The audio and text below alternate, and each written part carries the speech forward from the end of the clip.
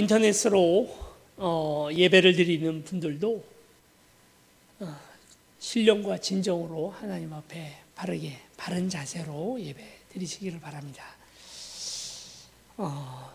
이제 일어나서 하는 그런 예배의 형식이라 할지라도 그 자리에 앉으셔서 예배를 드리셔도 괜찮겠습니다. 그러나 일어난 마음만 가지셔도 충분히 하나님 앞에 예배 드리는 거니까 가정에서 꼭 일어나서 예배 드리거나 할 필요는 없겠습니다. 그러나 예배의 모든 순서들을 함께 잘 따라오시고, 그래서 가정에서 드리는 예배라 할지라도 은혜로운 예배가 되기를 축원합니다. 이제 다 함께 일어나셔서 살아계신 하나님께 영과 진리로 예배 드리시겠습니다.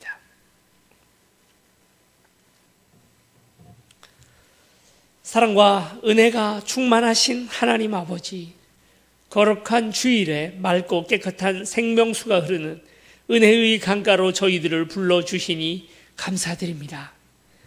광야 같은 세상에 살면서 지치고 피곤했던 저희들이 오늘 하나님의 존전 앞에서 참된 평안과 안식을 얻게 하여 주옵소서.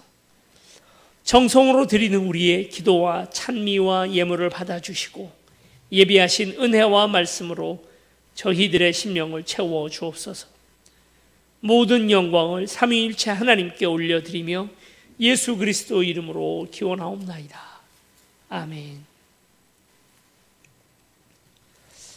찬송가 8장 1절의 찬양을 함께 같이 부르시겠습니다.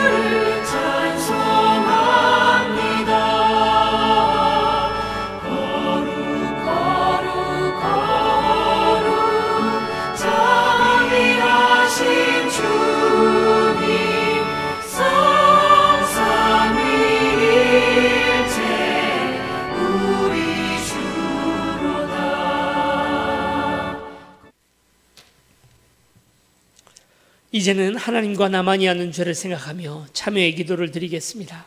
지난 한 주간 우리의 죄와 허물을 하나님 앞에 고백합니다.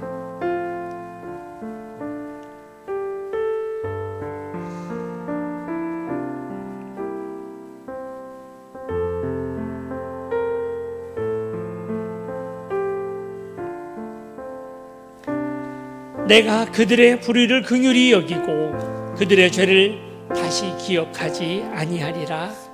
아멘. 다 같이 사도신경으로 우리의 신앙을 고백하시겠습니다. 나는 전능하신 아버지 하나님 천지의 창조주를 믿습니다. 나는 그의 유일하신 아들 우리 주 예수 그리스도를 믿습니다.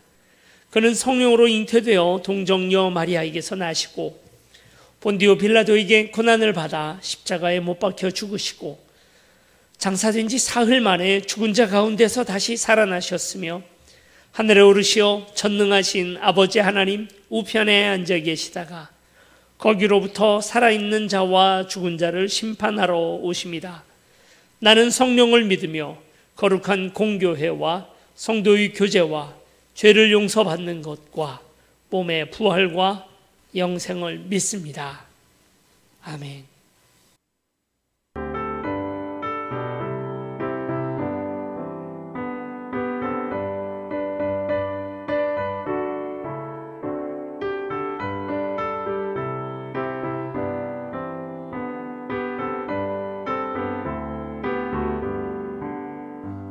찾는 주님의 사랑과 거룩한 보혈의 공로를 우리 다 찬양을 합시다. 주님을 만나볼 때까지 예수는 우리를 깨끗게 하시는 주시니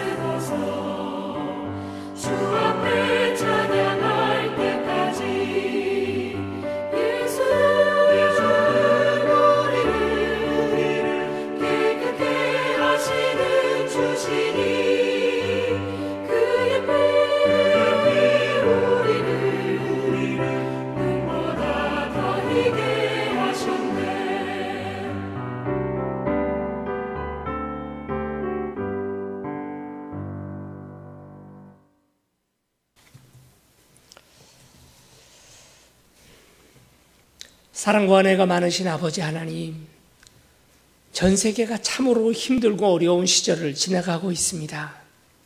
우리를 언제나 사랑하시는 하나님은 지금도 애통하고 안타까운 마음으로 우리를 돌아보고 계시는 줄 압니다.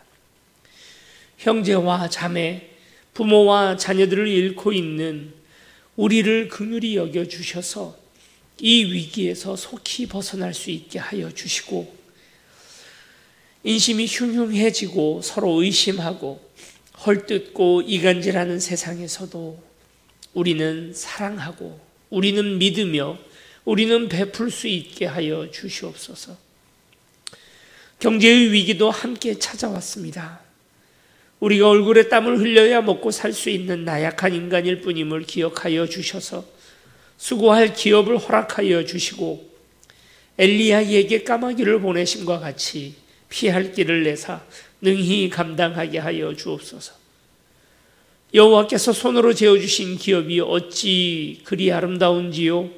우리의 산업들을 지켜주셔서 더욱 번성하게 하여 주옵소서.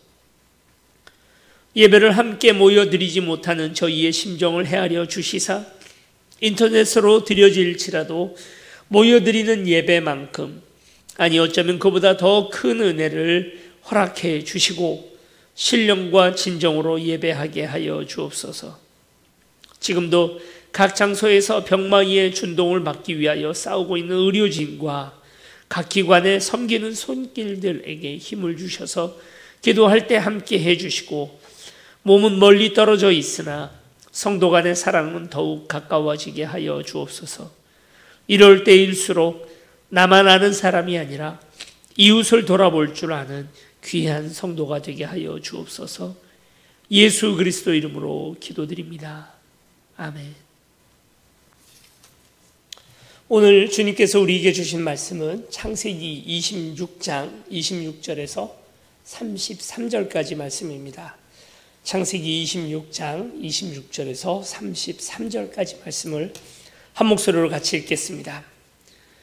아비멜렉이 그 친구 아웃삿과 군대장관 비골과 더불어 그랄에서부터 이삭에게로 온지라.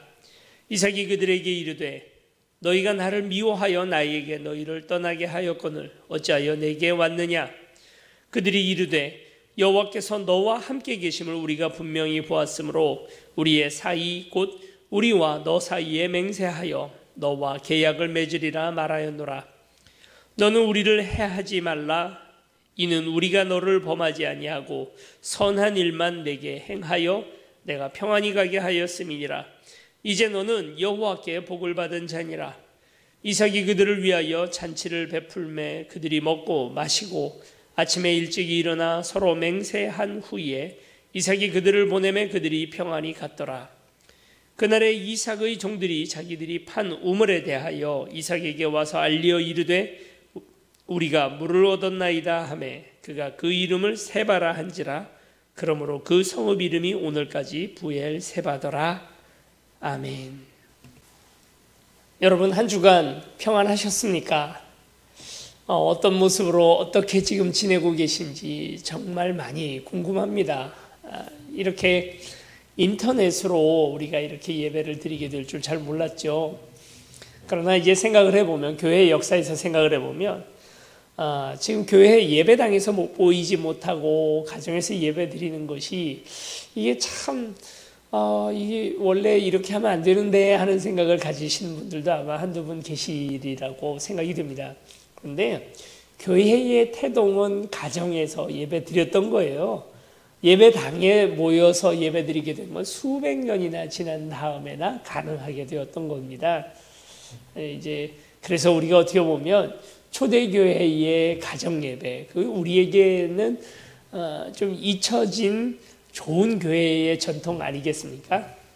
가정에서 이렇게 예배를 드리면서도 함께 얼마든지 은혜 받을 수 있고 하나님의 은혜 가운데 있을 수 있고 또 오늘 우리가 말씀 가운데 있을 수 있습니다. 오늘 그렇다는 사실을 오늘 우리가 분명히 믿고 가정에서 드리는 이 시간이 우리에게 도리어 복이 되는 시간들이 되기를 축원합니다. 오늘 성경의 주인공은 이삭이라고 하는 사람입니다. 이삭이라고 하는 이 사람은 앞에 있었던 이삭의 아버지 아브라함, 그리고 뒤에 나오게 되는 그의 아들 야곱과는 성격이 천양지차 다릅니다.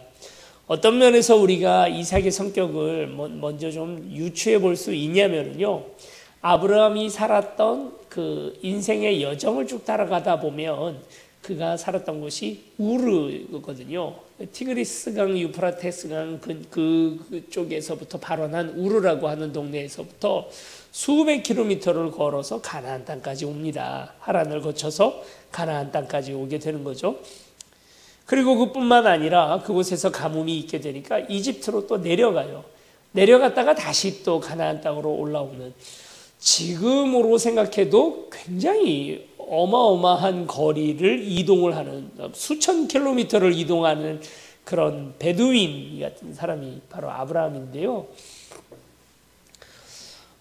그때 당시 고대의 세계, 지금부터 한 4, 5천 년 전으로 생각을 하면 정말 많은 거리를, 지금은 뭐 비행기라든지 여러 가지 교통수단들이 있어서 그 거리를 다닌다고 생각을 하지만, 그 고대의 세계에 길도 잘 없었을 그때에 어떻게 그렇게 많은 곳을 다녔겠습니까? 이 문화권만 해도 이 메소포타미아 문명에서부터 나일강 문명에까지 이곳을 다 휘젓고 다녔던 사람이 아브라함이니까, 그리고 또 뭐 전쟁을 하기도 하고 위기에 빠졌던 이 조카를 구하기 위해서 또 싸움을 하기도 하고 그런 사람이 아브라함이에요. 야곱도 마찬가지죠.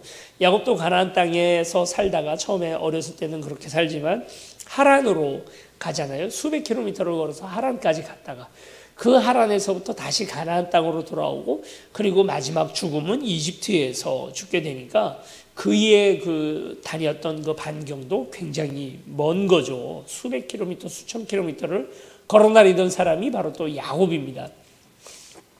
좀 성격은 다른 사람들 속이기도 하고 좀스러운 부분들은 있을지 몰라도, 그렇지만 그 스케일이나 그리고 또 이렇게 적극적으로 모든 것들을 이렇게 해나가는 모습들을 보면 야곱이나 아브라함이나 비슷한 그런 모습들이 있습니다. 그런데 이삭은 달라요.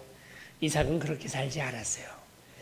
이삭은 일단 그 행동 반경 자체가 그랄 지역에서 많이 벗어나지 않습니다. 제일 멀리 간 데가 이제 오늘 성경에 나오는 브엘세바고요. 늘 그 동네에서 요만큼 옮겨 다니면서 삽니다. 그렇게 살 수밖에 없었던 이유가, 나중에도 그가 이제 야곱과 에서를 구분하지 못할 만큼 눈이 안 좋잖아요. 아마 이제 그런 장애가 있어서 그런 게 아닐까, 이런 생각도 좀 해봅니다만, 어쨌든 성격은 굉장히 작고 좁고 그리고 소극적인 사람이 이 이삭이라는 사람이죠. 그러다 보니까 그의 아버지 아브라함은 베두인입니다. 그러니까 양떼들을 이끌고 가끔 농사도 짓습니다만 그의 가장 중요한 산업은 양치는 일이죠.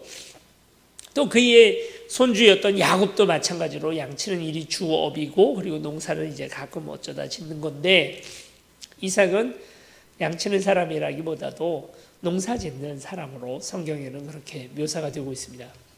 농사 짓는 데 있어서 제일 중요한 게 뭐예요? 물이잖아요. 이 가나안 땅이 물을 공급받기가 참 쉽지 않은 땅이 바로 가나안 땅입니다.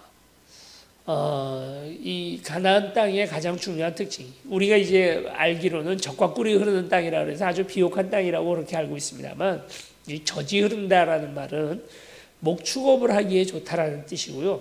그리고 꿀이 흐른다는 것은, 이 꿀이라는 것이 어떤 대추야자라든지 이런 과수 열매로부터 얻게 되는 잼 같은 것을 이 꿀이라고 부르는데요.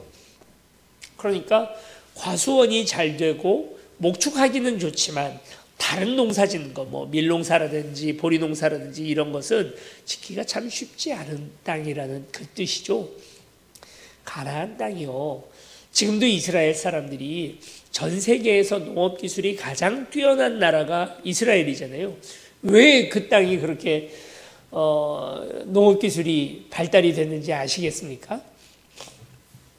태국이라든지 이렇게 동남아에 농사짓기 좋은 땅들, 1년 내내 햇빛이 쨍쨍하고 땅이 비옥한 그런 땅들은, 그런 나라의 농사꾼들은 농업기술이 그렇게 뭐 놀랍게 발전하지 않았어요. 그냥 꽂아놓으면 그냥 다 자라나고 그러면 또 그냥 수확해서 먹고 하는 거 아닙니까? 그러니까 그렇게 농사에 큰 힘이 들지는 않거든요. 그런데 이렇게 척박한 땅, 농사짓기 쉽지 않은 땅, 그런 땅에서 농사를 지어 먹는다는 것이 얼마나 힘들겠어요. 그러다 보니까 이 이스라엘의 농업기술이 비약적으로 발전한 거죠. 전 세계에서 다 배우러 옵니다. 그곳에 있는 키부츠라든지 이런 농업하는 그런 공동체에 전 세계의 많은 사람들이 다 연구하러 올 정도로 그런 땅이 바로 이스라엘 땅이에요. 거기에서 농사 짓는 건 쉽지 않습니다. 제일 어려운 게 뭐냐면요, 물이에요. 물이 없어요.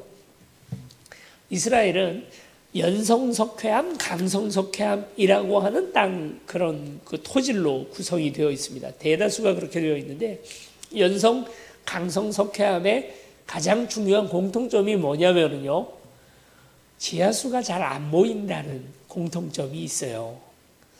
그러니까 어느 곳에 하나 우리나라는 다 우물이 있고 물이 다 편하게 우리가 그 물을 공급해 볼 수 있지 않습니까? 이스라엘은 그게 안 돼요. 아니 그러면 이 지하수가 없으면 뭐라도 있으면 돼요. 옆에 강이라도 흐르면 되잖아요. 요단강이라는 강이 이제 흐르기는 하는데, 이 요단강이요, 이스라엘 사람들이 살고 있는 가나안 땅보다 가나안 땅이 해발 한 500m에서 800m 정도에 위치하고 있다면, 요단강은 해저 300m에 있어요. 해수면보다, 이 지중해 해수면보다 더 낮은 곳에 있어요. 이게 그러니까 직선거리로만 거의 1km 가까운 고도 차이를 가지고 있거든요. 물을 이거 어떻게 끌어올려요? 요즘에는 모터로, 펌프로 끌어올리잖아요. 예전에는 그런 방법이 없잖아요. 그러니까 관계수로를 가지고 농사를 지을 수가 없는 거예요. 그러면 가나안 땅에서 농사 지을 수 있는 오직 유일한 방법은 뭐겠습니까? 천수답이라고 하죠. 천수답. 하늘에서부터 비가 와야 농사 지을 수 있어요. 그러니 모든 농사꾼들이 전부 다 하늘만 쳐다보고 있는 거예요. 언제 비가 오나. 이른 비와 늦은 비를 때를 따라 내려주지 않으시면 굶어 죽는 겁니다. 그게 이스라엘의 농사예요. 늘 하늘만 쳐다봐야 되고 하나님께만 기대고 있어야 하고, 내 힘이나 내 능력으로 농사지어 살 수가 없는 땅이 젖과 꿀이 흐르는 땅, 이스라엘 땅입니다. 그런 곳에서 이제 이삭이 농사를 지어야 되는 거죠. 그 당시 사람들은 거기서 농사 안 지었어요. 다 목축업을 하고 있던 그런 시절에 이삭은 이제 농사를 지으려고 하니까 제일 중요한 게 우물이죠. 그래서 이제 우물을 팝니다. 우물을 파면 우물이 나오나요? 우리나라에서는 뭐 어디든 그곳에 그냥 땅 잘 좋은 곳을 잘 골라가지고 우물을 파면 물이 터져 나오는데, 그런데 이스라엘은 그게 그렇게 되지 않아요. 우물이 정말 귀한 것이 우물이고 잘 없습니다. 이 우물 찾는 것이 보통 역사가 아니에요. 수천 년 전서부터 우물 나오는 곳은 딱 그 한 곳이고, 그래서 우물 터지는 걸 뭐라고 얘기하면 좋을까요? 정말 그건 커다란 복권이, 진짜 로또예요. 그거 하나 터지면. 그러면 거기에서 수천 년간 후손들이 그냥 두고두고 먹고 마시게 되는 우물이 거기 하나 있는 거거든요. 그런데 이삭은 어떻습니까? 몇 개의 우물을 팝니다. 야, 이게 어마어마한 거예요. 여러분, 우리는 상상도 못할 만큼 이스라엘에서 우물 파는 이 이삭이라는 사람은 대단한 거죠. 우물이 하나 터졌어요. 야, 이 금싸라기 같은 우물, 이 금광 같은 우물이 터졌는데, 글쎄 그랄의 목자들이 와서 그 우물을 메워버리더라는 것입니다. 이 세상에 두 종류의 사람이 있는 게 아닐까, 이런 생각이 들어요. 우물을 파면서 사는 사람과 우물을 메우면서 사는 사람이죠. 우물을 파는 이삭과 같은 사람. 우물이라고 하는 것은 누구 한 사람이 소유할 수는 없는 거잖아요. 우물이 터지면 그 동네 모든 사람들이 함께 짐승까지 같이 먹고 마시는 것이 우물입니다. 이 공공재인 것이죠. 그래서 우리가 다 함께 그곳에서 공동체의 만남의 장소가 되기도 하고, 그리고 또 이 우물이라는 건 쌓아놓을 수가 없어요. 이 지하수 이런 걸 막 만들어, 지하수 탱크 같은 거 좀 있다 할지라도 쌓아놓을 수 없습니다. 어차피 계속해서 솟구쳐 나오는 것이고, 이건 또 흘러가게 마련인 거예요. 내가 내 혼자 먹겠다라고 팔 수 있는 것이 우물이 아니에요. 이런 우물을 파면서 사는 사람이 있는가 반면에, 이런 우물을 메워야만 먹고 살 수 있는 사람이 있는 거죠.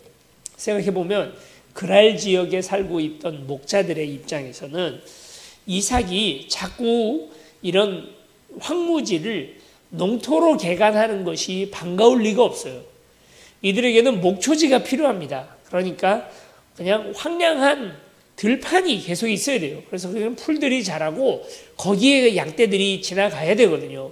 이게 이제 중세시대 때도 이 농사 짓던 사람들을 다 농사꾼들을 몰아내고 그곳에서 양 목축업을 시작을 하게 되면서 많은 갈등이 있었거든요. 중세 유럽이 그랬다고 역사학자들 얘기하죠.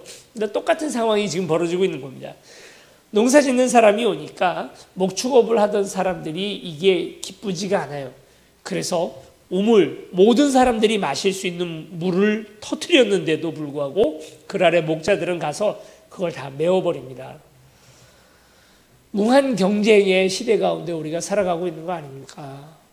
이 경쟁 가운데에서 우리가 살아남는 가장 중요한 방법은, 우리 크리스찬들이 살아야 할 중요한 방법은, 내가 남의 먹는 것들을, 남이 먹고 살아야 할 남의 기업들을 망쳐가면서 가야 내가 먹고 사는 직업이 아니라, 내가 남을 도우면서 섬기면서 그들과 함께 더불어 먹을 수 있는 어떤 그런 길들을 만들어 나가는 게, 이게 축복이 아니겠습니까?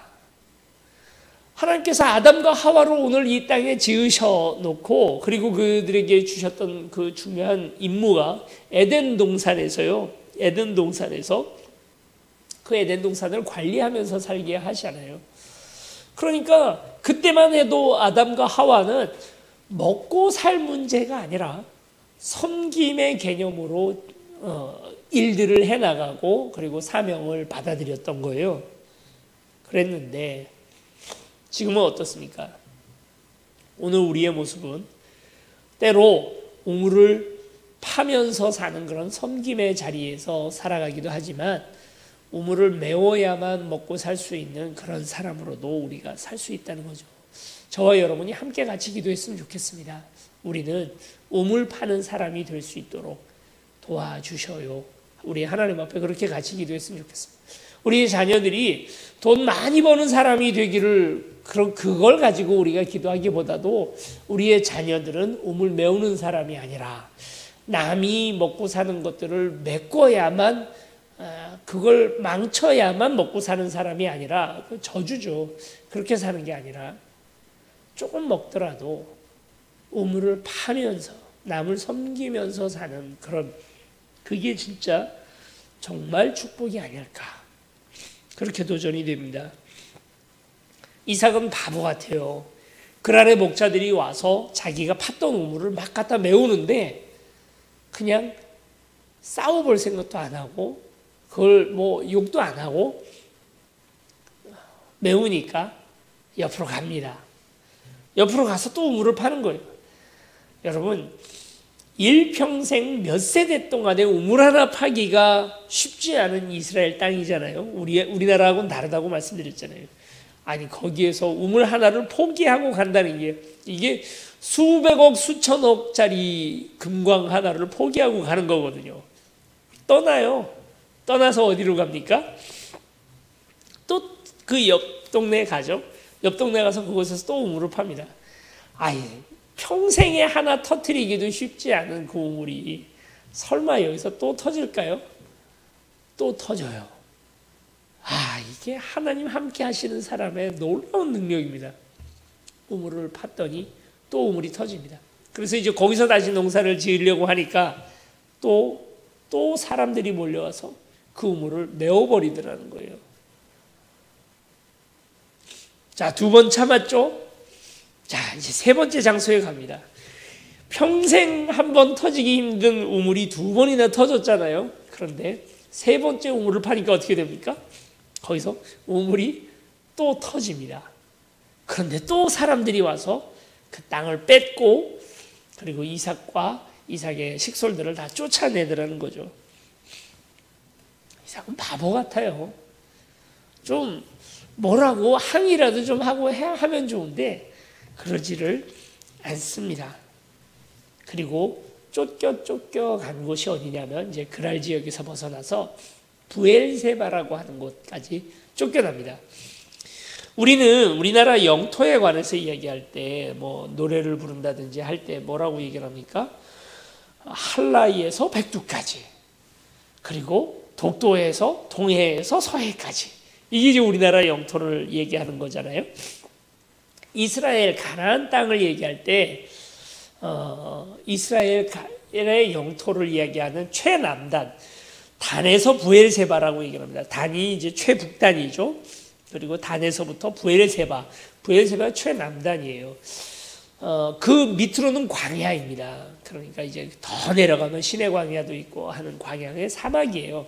더 내려가면 이제 이집트가 있는 거예요.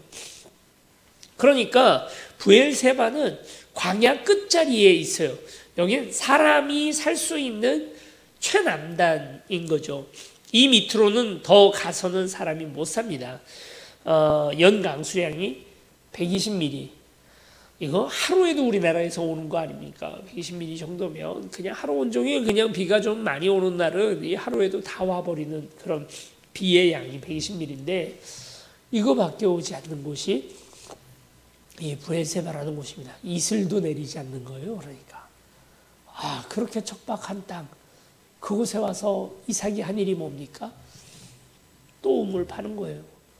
좋은 땅 다 놔두고 부엘세바라고 하는 아주 척박하고 그리고 물 한 방울 귀한 그 땅에 와서 거기에서 또 우물을 파고 있는 거죠.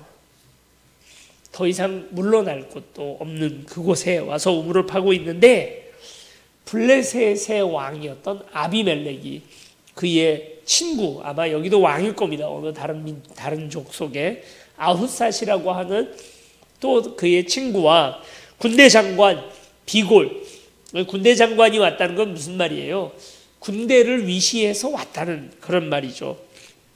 그렇게 해서 이삭에게로 옵니다.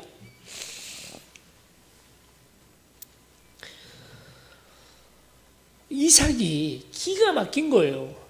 아니, 이 사람들이 지금 도대체 뭐냔 말이죠.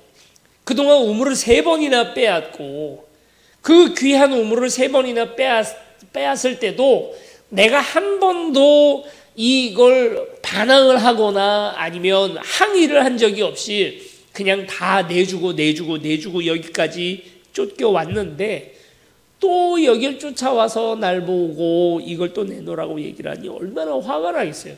그래서 더 이상 참지 않고 이삭이 얘기합니다. 어찌하여 내게 또 왔느냐? 이렇게 얘기를 하죠. 그랬더니 이 아비멜렉이 하는 말이 오해하지 마라. 나는 너희를 뭐 죽이려고 왔다든지 아니면 우물을 뺏으려고 여기 온 게 아니다. 그게 아니고 우리 28절 말씀 이렇게 얘기합니다. 그들이 이르되 여호와께서 너와 함께 계심을 우리가 분명히 보았으므로 우리의 사이 곧 우리와 너 사이에 맹세하여 너와 계약을 맺으리라 말하였노라. 이게 뭔 말이에요 갑자기? 아니 그러니까 싸우려고 온 게 아니고 이삭이 지금 오해하고 있는 것처럼 싸우거나 아니면 우물 뺏으려고 온 게 아니고 너와 여호와 하나님이 함께 계시는 것을 봤다는 거예요. 그걸 어디서 봤다는 겁니까? 계속해서 우물을 양보하고 그럴 때에도 온유하게 웃으면서 우리 그 우물을 양보하는 모습 속에서 하나님 살아계신 걸 보았다는 거예요. 지난주 초에 아주 우리를 당황하게 만드는 소식 하나가 뉴스에 나오게 됐죠. 여기서 멀지 않은 교회인데 그 교회에서 이제 이 코로나 확진자가 여러 명이 나오게 된 거예요. 그동안은 우리가 신천지가 우리 이제 이 코로나 사태 때문에 이제 가장 많이 비난을 받던 그런 곳이었는데, 이제는 정통교회, 거기 때 뭐 정통교회 아니라고 하는 이야기도 있습니다. 일단 뭐 독립교단이기도 하고, 그리고 또 뭐 치유 사역 같은 것들을 조금 이단적인 성향으로 이제 해나가던 교회이기 때문에 우리는 그렇게도 얘기합니다만, 이와 같이 우리가 이제 이단으로 정죄하지 않은 교회에서도 또 이와 같은 이제 어려운 일들이 벌어지게 되니까 교회에 대한 비난이 막 쇄도하게 된 거예요. 이제 우리가 이럴 때 참 마음에 아픔과 어려움들이 있잖아요. 이걸 어떻게 하면 좋을까? 저도 이제 그런 이야기들, 그런 댓글들 달린 것을 보면서, 그런 뉴스를 보면서 이제 마음이 많이 아팠는데, 저희 이제 성도님들, 집사님들이 전화 주셔서 그 아픈 마음들을 얘기하시더라고요. 이런 비난들을 우리가 뭐 싸울까? 또는 아니면 이거 우리가 문제가 아니다라고 하는 것들을 적극적으로 해명을 해야 하나? 어떻게 하면 좋을까? 이삭의 방법대로 보자면 바보같이 가는 거예요. 그냥. 놀라운 사실은 이삭은 우물을 빼앗기고 또 빼앗기면서 브엘세바까지 몰렸더니, 이번에 아비멜렉과 아우삿 그리고 비골이 이삭을 일부러 찾아와서 그들에게 하는 이야기가 바로 무엇이냐면 놀라운 이야기를 하는 겁니다. 나는 하나님이 너와 함께 하는 것을 보았다는 거예요. 그 근거가 무엇입니까? 그 근거는 하나님이 우리와 함께 한다면, 우리는 이런 생각하잖아요. 하나님이 우리와 함께 한다면 싸워서 이기고 권능을 보여주고 세상 사람들도 두려워 떨 만큼 우리가 하나님의 능력을 막 드러내 보여주면, 하나님 살아계시는구나 하고 이들도 깨닫겠지. 그게 아니고 이삭이 했던 것은 그럴 때마다 싸우는 게 아니라 양보하고 또 양보하고, 억울하지만, 막 너무 억울하지만, 빼앗긴 게 너무 아깝지만 양보하는 모습을 보면서, 그럴 때마다 하나님께서 또 우리를 도와주시는 모습을 보면서 아비멜렉은 여호와 하나님이 우리와 함께 한다는 걸 깨달았다는 것입니다. 대단하잖아요. 우리의 능력을 보여주는 것으로 하나님을 증명하는 게 아니라 도리어 양보하고 참고 용서하고 용납하는 것을 통해서 하나님이 살아계시는 것을 이들에게 보여주었다는 것입니다. 지난주 그런 소식들을 들으면서 또 가만히 인터넷 뉴스들을 찾아다 보니까 대구의 어떤 한 교회의 이야기가 나오는 거예요. 대구의 이 교회는 침례교회인데 마스크를 미싱을 갖다가 재능 기부를 해가지고 집사님들이 마스크를 제작을 했답니다. 수백 장 만들어가지고, 아주 뭐 기술이 있는 분들도 아니잖아요. 미싱 어떻게 쓰는지도 처음 보고 실꿰는 것도 어떻게 하는지 잘 모르는 분들이었는데, 그걸 하나하나 배워가지고 그래서 면 마스크를 만들고 그 안에다가 이 필터를 끼워서 그래서 사람들에게 나눠줬다는 거예요. 이 똑같은 것들을 또 어디서 했냐면 안성의 어느 한 교회에서 똑같이 그렇게 재능 기부를 통해서 수백 장 마스크들을 만들어 가지고 사람들에게 나눠주었다는 것입니다. 그리고 또 인천에서도 또 어떤 교회가 이것을 따라해서 또 뭐 1000장, 2000장씩 사람들에게 나눠준다는 것입니다. 나누어 줄 때요, 많은 걸 가지고 있을 때가 아니고 마치 우물처럼, 우물이 사실 그런 거잖아요. 우물이라고 하는 것은 내가 소유할 수 있는 게 아니에요. 그 물은 계속해서 흘러가 버립니다. 그러니까 그 우물은 많은 사람들을 위하여 베풀어주는 그런 우물인 거죠. 생명의 샘물인 거죠. 이것들을 퍼주는 것처럼 오늘 우리가 해야 할 일이 무엇입니까? 우리는 이 우물을 지키는 사람이 아니라 이 우물을 파서 사람들에게 제공하는 그 그 역할을 해야 할 바로 오늘 우리인 줄로 믿습니다. 32절 말씀 보니까 그날에, 그러니까 이삭과 아비멜렉과 아우삿 그리고 비골이 평화조약을 맺고 잘 대접을 해서 그 다음날 집으로 잘 배웅을 하고 난 바로 그날에 이삭의 종들이 다시 이삭에게로 옵니다. 와서 하는 이야기가 우리가 물을 얻었다. 다시 우물이 터졌다는 것입니다. 양보하고 양보했더니 또 새로운 우물이 터지는 놀라운 역사를 경험하게 됐다는 것이죠. 여러분, 오늘 우리 세움교회가 이 같은 일에 동참하는 우리 교회가 되었으면 좋겠습니다. 이제 인터넷 찾아보다가 이 마스크 필터를, 마스크는 없잖아요, 이제.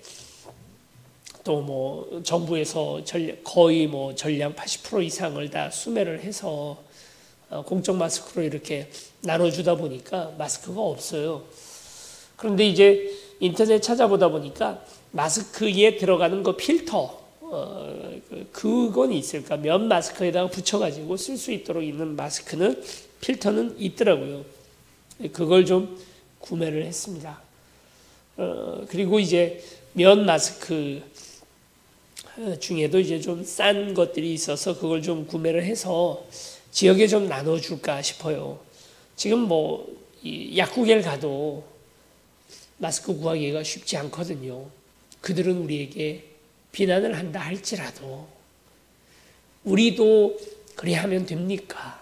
우리는 우물을 팝시다. 여러분, 누구나 다 잘 살고 누구나 다 평안할 때는 우리가 그들을 향하여 뭔가 도움의 손길들을 내밀 게 별로 없어요. 지금은 누구나 다 같이 힘들잖아요. 이렇게 다 같이 힘들 때, 야, 우리도 힘든데 뭘 남 도와, 이렇게 생각할 수도 있습니다만, 이럴 때 도와야죠. 넉넉해서 돕습니까? 그거 아니죠. 우리 힘들 때 같이 이 힘든 모든 위기를 좀 잘 견뎌내보자 하는 도움의 손길들이 가장 필요할 때가 이때가 아니겠습니까?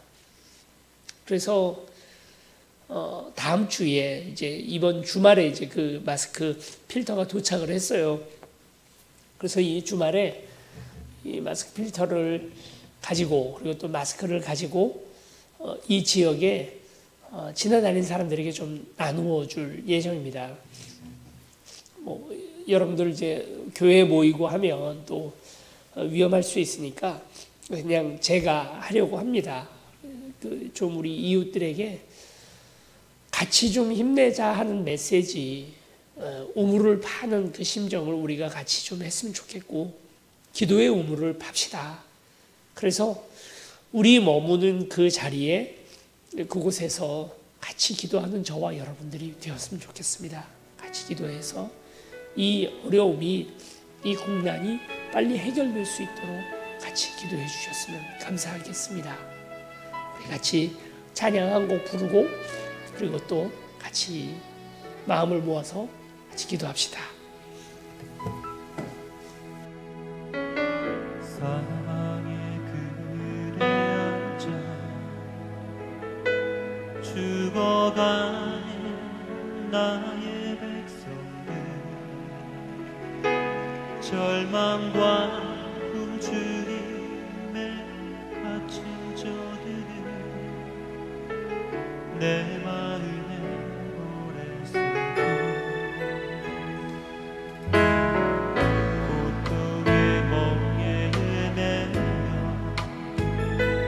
울고 있는 나의 자녀들, 나는 이제 일어나 저들의 멍에를 꺾고 눈물 씻기기 원하는데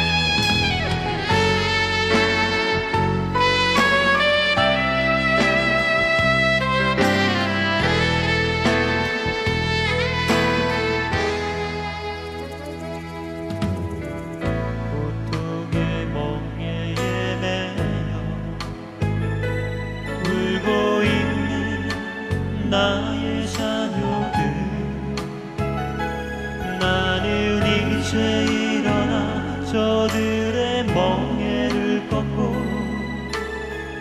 눈물 씻기기 원하는데 누가 내게 부르시죠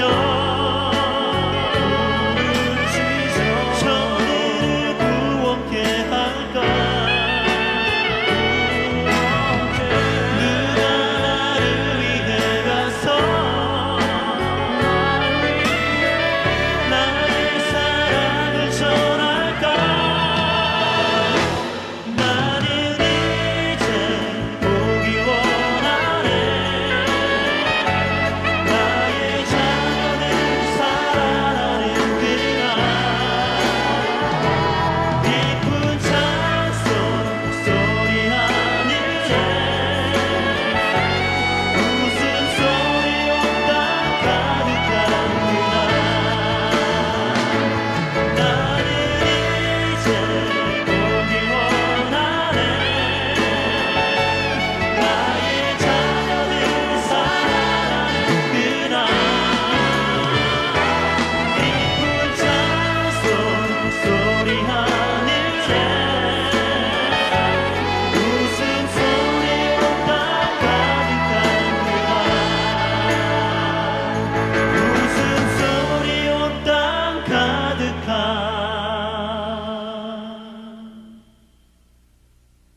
그날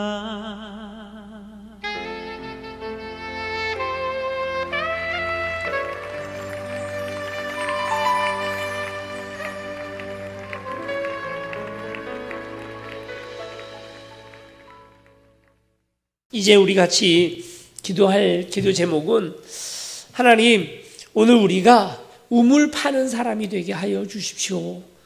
우물을 메우면서 사는 사람이 아니라 우물을 파는 사람, 남을 섬기고 남을 돕고 우리가 잘 되는 것 때문에 남도 잘 되는 그런 일을 할 수 있도록 도와주시옵소서.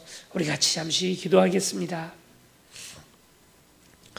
또 한 가지 우리가 같이 기도할 것은 하나님 오늘 우리도 세상이 우리를 비난한다는 것에 민감한 우리가 아니라 도리어 그럴 수 있다는 것 우리 스스로가 회개하고 우리 잘못한 부분들이 있다면 그것을 반성하고 하나님 우물을 내어줄 수 있는 우리 도리어 내어줄 수 있는 우리 양보할 수 있는 우리 되게 하여 주옵소서.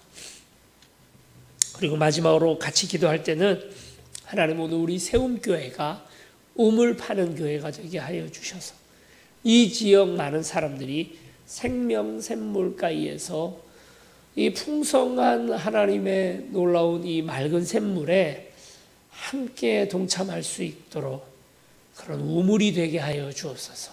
그것을 위해서 함께 기도하시겠습니다. 사랑과 은혜 많으신 아버지 하나님 감사합니다. 주께서 오늘 우리에게 이 귀한 사명 주셔서 우리가 우물을 메우는 자가 아니라 우물을 파서 함께 나누는 자 되게 하여 주심을 감사를 드립니다. 복음의 우물이 터지게 하여 주시고 사랑의 우물이 터지게 하여 주시옵시고 기도의 우물이 터지게 하여 주옵소서. 다들 어렵고 힘든 시기를 지나가고 있습니다. 마치 광야를 지나감과 같이 물이 없어 목이 갈하여 주님 방황하는 이들과 같이 되었습니다. 주여 이제 오늘 우리 가운데 오셔서 하나님 모든 이들에게 생명샘물로 오신 주님의 놀라운 이름을 높여드릴 수 있도록 주여 도와주시옵시고 때로 오늘 그들이 오늘 우리를 오해한다 할지라도 우리 하나님의 복음을 들고 서는 일에는 부족함 없을 수 있도록 우리를 붙들으시고 함께하여 주시옵소서. 간절히 기도하기는 아버지 하나님 오늘 우리 교회가 이들에게 우물이 되기를 원합니다. 이 지역의 많은 사람들에게 하나님의 영광을 드러내는 우리 교회가 될 수 있도록 주여 도와주시옵시고 이것을 위하여 힘들고 어려울수록 이웃들과 나눌 줄 아는 교회 되게 주여 도와주시옵소서. 감사드리며 예수 그리스도 이름으로 기도드립니다. 아멘. 주인 삼은 모든 것 내려놓고 내 주 되신 주 앞에 나가 내가 사랑했던 모든 것 내려놓고 주님만 사랑해. 내가 주인 삼은 모든 것 내려놓고 내 주 되신 주 앞에 나가 내가 사랑했던 모든 것 내려놓고 주님만 사랑해. 주 사랑 거친 풍랑에도 깊은 바다처럼 나를 잠잠케 해. 주 사랑 내 영혼의 반석 그 사랑 위에 서리.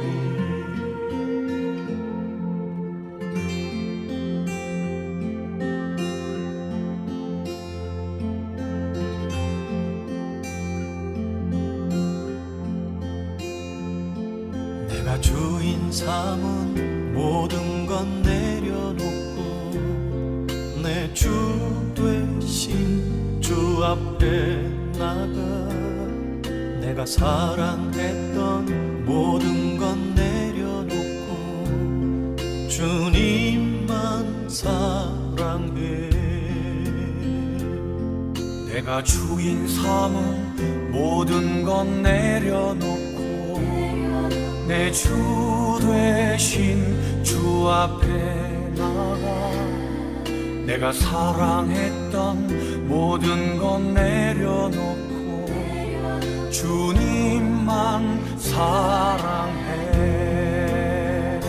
주 사랑 거친 풍랑에도 깊은 바다처럼 나를 잠잠케 해. 주 사랑 내 영혼의 반석 그 사랑 위에 서리. 주 사랑 거친 풍랑에도 깊은 바다처럼 나를 잠잠케 해. 주 사랑 내 영혼의 반석 그 사랑 위에 서리.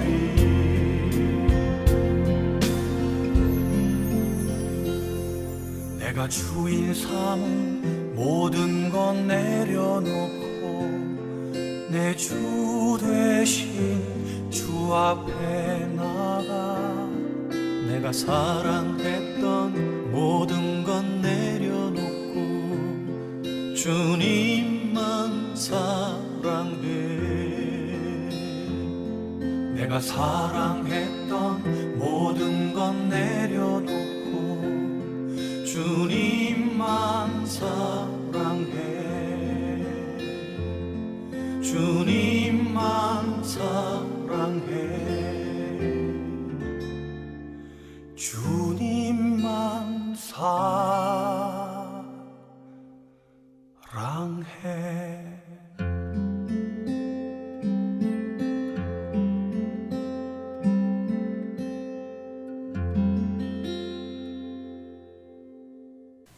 드려진 예물을 위하여 기도하겠습니다. 온 세상을 지으셔서 만물의 주인 되시는 아버지 하나님, 우리에게 주신 것들로 인하여 감사합니다. 나의 크지 않은 재능이 주님으로부터 왔고 주님의 것임을 고백합니다. 나의 사업이 주님의 것임을 고백합니다. 내게 주신 직장이 주님의 것임을 고백합니다. 물질, 시간, 건강 다 주님으로부터 왔고 주님의 것임을 고백하여 주께 드리오니 받아 주시옵소서. 우리는 주 앞에 무엇을 드린다 생각하여 나오지만 도리어 더 받아감 또한 고백합니다.